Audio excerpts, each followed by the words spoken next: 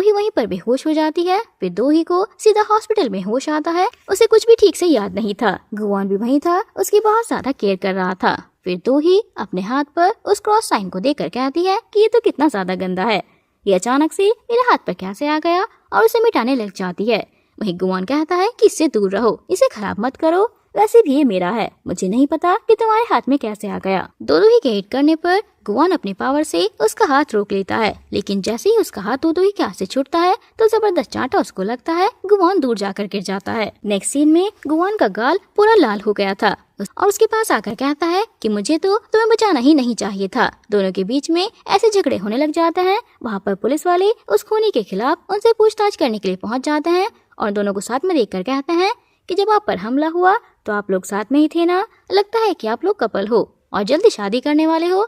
दोनों जोर से चिल्लाते हुए ना बोलते हैं। वहीं दूसरी तरफ गुआन को आता हुआ देखकर मिस्टर पार्क उस डीमन बुक को छुपा लेता है, जिससे पता चलता है कि अगर डीमन कोई नई डील नहीं कर पाए और साथ ही इंसान का कॉन्ट्रैक्ट खत्म होने पर वो उसके सोल को टाइम पर कलेक्ट नहीं कर पाए तो उस डीमन को कभी ना खत्म होने वाली आग में मिलियन सालों तक के लिए जलते हुए छोड़ दिया जाता है। गुआन मिस्टर पार्क को दोही की सारी इन्फॉर्मेशन निकालने के लिए कहता है और इधर खूनी अपने चेहरे से मास्क उतारता है और उसके रूम में बहुत सारे मास्क रखे थे। बहुत सारे लोगों की फोटोज भी लगी हुई थी, जिससे पता चलता है कि ये तो बहुत ही बड़ा वाला शातिर खूनी है जो कि अब दोही के पीछे पड़ा हुआ है।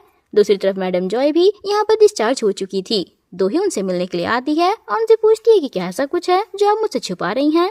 ये सुनते ही मैडम जॉय तो थोड़ा सोच में पड़ जाती हैं। जहाँ तक कि मुझे याद है तो मैंने तुमसे अभी तो कुछ भी नहीं छुपाया। तभी मैडम जॉय का भतीजा स्यूक वहाँ पर पहुँचता है और दोही के साथ में उसे फ्लैट मारते हुए मैडम जॉय उससे कहती है कि वैसे भी तुम दोनों बचपन से ही साथ हो और काफी अच्छे फ्रेंड्स हो, तो मुझे लगता है कि तुम दोनों को आपस में शादी कर लेनी चाहिए। हंसते हुए दोही कहती है कि अरे आप फिर से शुरू हो गई।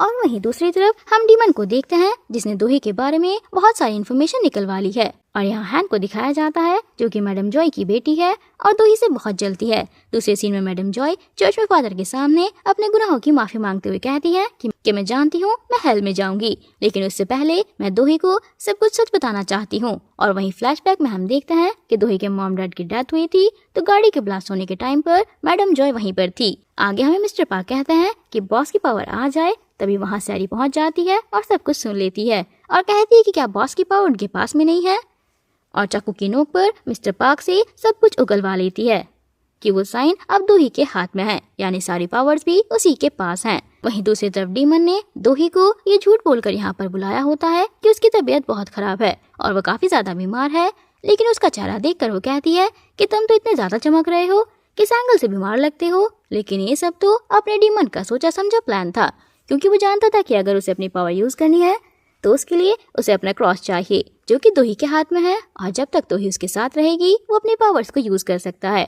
और ऐसे ही वो उस बॉक्सर के पास पहुंच जाता है जो कि अपने दोस्तों के साथ में जा रहा था। गाड़ी को एकदम उसके सामने लेकर जाता है और अपने हाथ से जैसे ही वो इशारा करता है बॉक्सर वहीं पर मर जाता है और वो बॉक्सर की सोल कलेक्ट कर लेता है। दोही उसे देखती रह जाती है और पूछती है कि आखिरकार यहाँ पर क्या चल रहा है।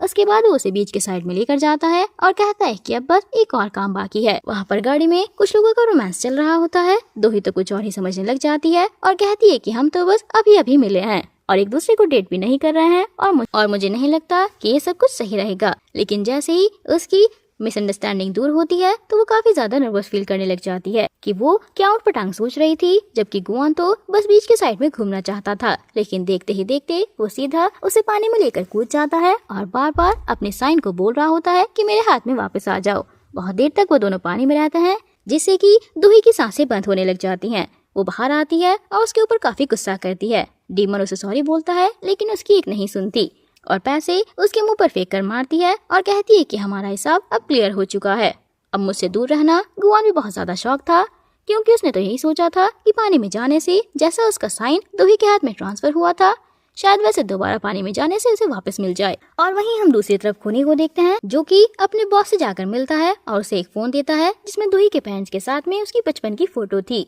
यहाँ सैरी ने भी दोही की सारी इन्फॉर्मेशन निकाल ली होती है और वो बहुत ज्यादा गुस्से में लग रही थी और डांस करने लग जाती है। वहीं दूसरी तरफ मैडम जॉय का सबसे बड़ा बेटा सुखमिन जो बहुत ही ज्यादा ब्रूटली शिकार कर रहा होता है।